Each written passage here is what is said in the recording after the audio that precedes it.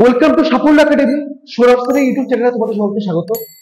তোমরা জানো যে আমাদের আপকামিং দুটো গুরুত্বপূর্ণ এক্সাম অনুষ্ঠিত হবে, একটা হচ্ছে পিএসসি ক্লার্কশিপ এবং একটা হচ্ছে আমাদের রেলওয়ে এনটিপিসি। এই দুটো এক্সামকে তোমরা কিভাবে হ্যান্ডেল করবে, বিশেষ করে আমাদের ম্যাথমেটিক্স চ্যাপ্টারটাকে। তোমরা জানো যে ম্যাথ গুরুত্বপূর্ণ স্কোরিং জায়গা। যদি এখান থেকে কোনো স্টুডেন্টস 100% পুরো অ্যান্সার করে, তাহলে কিন্তু সে তার সফলতা কিন্তু আরো কাছাকাছি চলে আসবে। তোমাদের কথা ভেবেই তারা আমাদের এই প্র্যাকটিস সেশনটা তোমরা প্রত্যেকে পার্টিসিপেট করবে, এবং যদি তোমাদের ভালো লেগে থাকে তোমরা তাহলে অতি অবশ্যই তোমরা কমেন্ট করবে। আমরা চলে যাবো আমাদের প্রথম কোশ্চেনটা, দেখবো আমাদের স্ক্রিনে কি কোশ্চেনটা আছে। দেখো কোশ্চেন নাম্বার 1, সুদের হার 5% কমে 4% হলে এক ব্যক্তি প্রাপ্য বার্ষিক সুদ 250 টাকা কমে যায়। ওই ব্যক্তির জমা মূলধন ক টাকা হবে? আমরা জানি যে আমাদের মূলধন প্রিন্সিপাল সমান সমান কত হয়? 100 ইন্টু এসআই বাই আর টি হয়, বা আমরা বলতে পারি যে এসআই সমান কি হয়? পিআরটি বাই 100 হয়। তাহলে সুদ কত? 250 টাকা সুদ। আমি মানটা বসাতে পারি, সুদের মাত্রা কত? 250। তোমরা দেখো আমাদের সুদের হারটা 5% থেকে কমে 4% হয়ে গেছে, মানে কত হয়েছে? 5 ছিল, কমে 4 হয়ে গেছে। টাইমটা কত?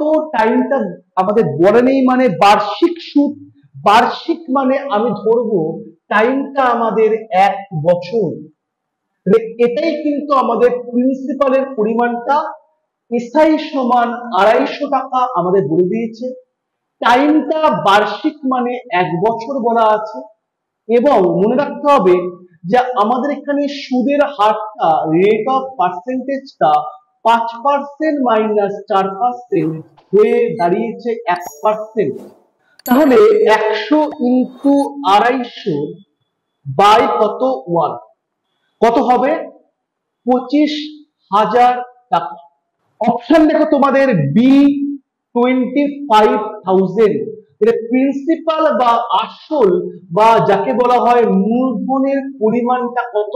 অতি অবশ্যই দেখবে 2,500 টাকা বা 25,000 টাকা।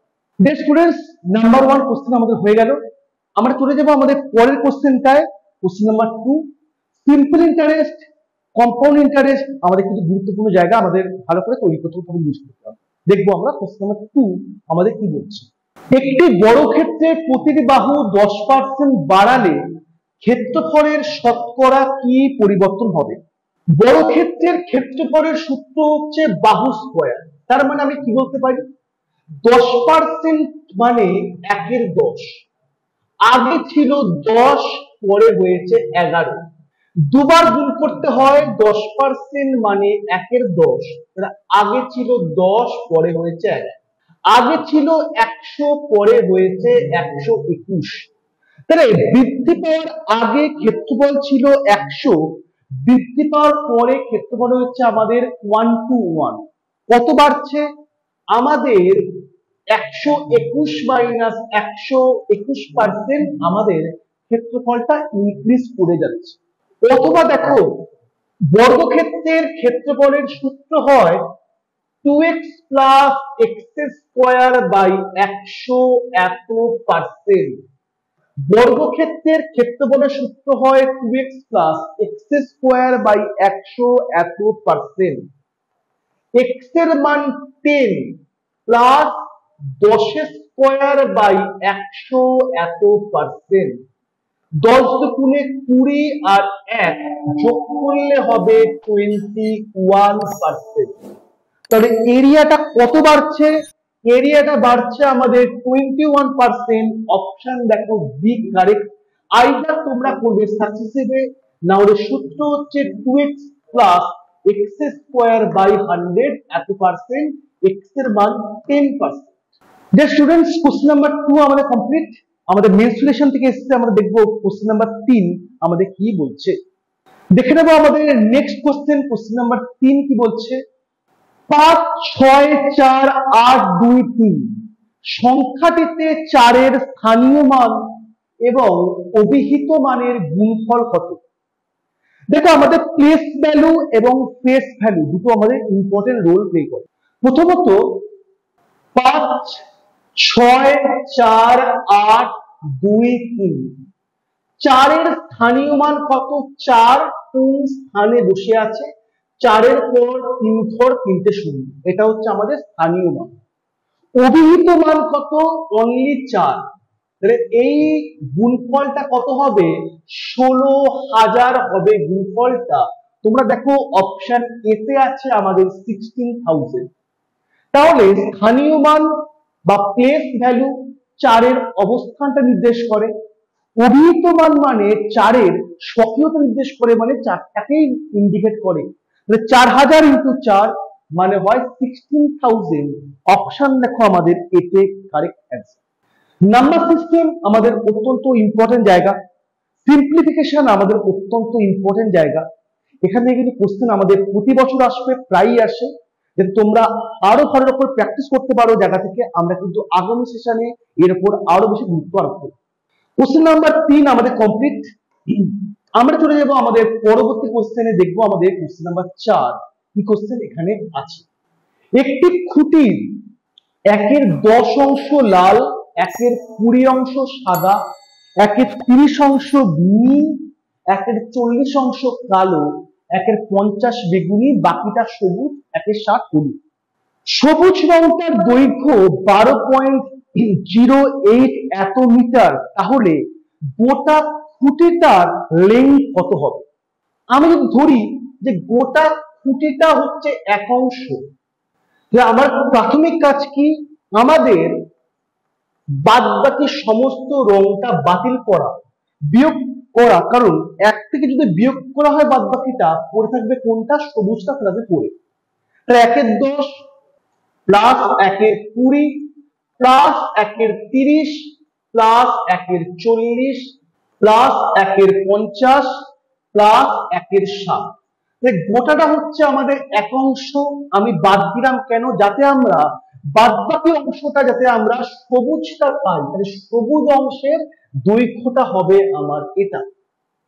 তাহলে 1 মাইনাস আমি 1/10 কমন নিচ্ছি, 1 plus 1/2 plus 1/3 plus 1/4 plus 1/5 plus 1/6।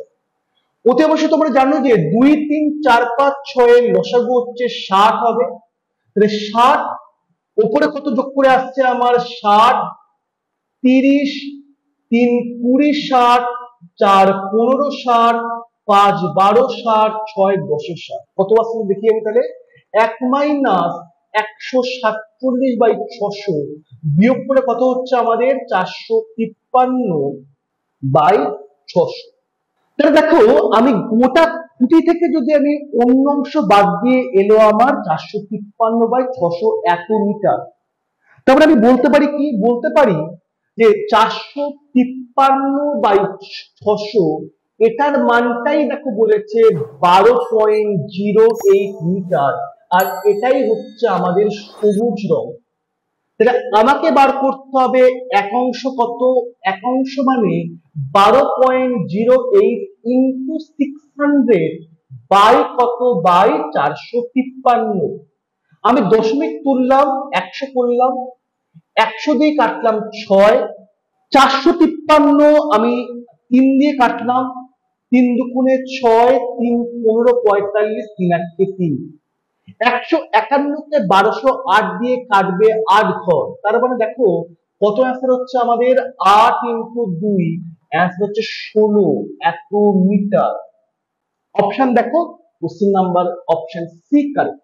তাহলে গোটা খুঁটিটা কত? গোটা খুঁটিটা হচ্ছে আমাদের 16 মিটার, টোটাল লেন্থটা হচ্ছে আমাদের 16 এত মিটার। তাহলে গোটা খুঁটিটা 1 অংশ, বাদ দিলাম কত আসছে? 453/600 আসছে। তাহলে 453/600 যদি সবুজ অংশটার পরিমাণ 12.08 হয়, তাহলে 1 অংশের পরিমাণ কত হবে? 16 এত মিটার হবে। This is my answer. Dear students, important একটা অঙ্ক, এটা পরীক্ষায় পড়েছ অনেকবার অঙ্কটা। কোশ্চেন নাম্বার 4 আমাদের কারেক্ট হলো। আমি দেখবো অপশন সি হলো আমাদের অ্যান্সার 16 মিটার। আমি চলে যাবো আমাদের পরবর্তী কোশ্চেনটায়। তোমরা দেখো তোমাদের স্ক্রিনে কি কোশ্চেন আসছে। কোশ্চেন নাম্বার দেখবো আমরা 5 নম্বর কোশ্চেন। নিচের কোন ভগ্নাংশটা সব থেকে বড়? কি ছিল আমাদের? 4×2 মানে 14/3, 4×1 মানে 25/6, 39/12, 47/12, 3, 6, 12 আর 12 যদি লসাগু করি তাহলে কত হবে? তাহলে আমাদের হবে 12 হবে। যদি সবার সাথে গুণ করি তাহলে কি হবে? 14/3 × 12, 25/6 × 12, 39/12 × 12, 47/12 × 12।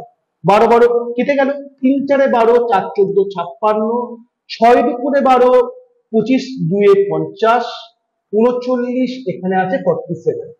তাহলে দেখো এখানে আমাদের 56টা সবার মধ্যে বড় মানে আমি বলতে পারি 4×2 এটা কি হবে? এটা হবে সব থেকে বড়। তাহলে আমরা কিন্তু সহজে কাজটা করতে পারি। কিভাবে করতে পারি? যে হরের এলসিএমটা যদি আমি সবার সাথে গুণ করি তাহলে আমি টের পেয়ে যাব যে কোনটা বড় হবে। 56 আছে, দিস ইজ গ্রেটেস্ট এবং big. Dear students, question number 5 আমাদের কমপ্লিট। আমরা দেখবো আমাদের পরবর্তী স্লাইডে কি আছে। আমাদের এই অংশে আমরা 5টা কোশ্চেন পেলাম এবং পরীক্ষার জন্য কিন্তু অত্যন্ত ইম্পর্টেন্ট এই 5টা কোশ্চেন। আমরা আরো সেশন আমরা প্র্যাকটিস করব যাতে তোমাদের আরো ইম্পর্টেন্ট অংশগুলোকে আমরা তোমাদের সামনে আনতে পারি। থ্যাংক ইউ প্রত্যেককে, তোমরা সঙ্গে থেকে